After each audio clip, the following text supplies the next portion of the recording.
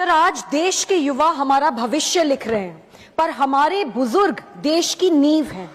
उम्र भर उन्होंने हमें पाला पोसा, काबिल बनाया, लेकिन अपने बच्चों पे आंख बंद करके पैसा खर्च करने वाले माता पिता बुढ़ापे में अक्सर बच्चों से पैसे मांगने में झिझकते हैं और अपने आप को अकेला महसूस करते हैं।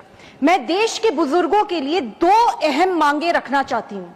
नंबर 1, करीब 20% वरिष्ठ नागरिकों के पास कोई आय नहीं है। वृद्धावस्था पेंशन उनके लिए जीवन रेखा है। कई घरों में नानी दादा की दवाइयां तक इसी पेंशन से आती हैं। लेकिन सच्चाई यह है कि विभिन्न राज्यों में पेंशन की राशि में भारी असमानता है। किसी राज्य में पेंशन 4,000 रुपए है तो किसी में सिर्फ 250 रुपए। क्या एक राज्य की नानी और दूसरे की दादी में कोई फर्क है? सब इसी देश के तो नागरिक हैं। इसीलिए जरूरी है कि देश भर में अच्छी समान न्यूनतम वृद्धावस्था पेंशन हो और वह महंगाई के साथ बढ़े। सच तो यह है कि दिल्ली में पिछले दशक में किसी बुजुर्ग की पेंशन ही नहीं बनी।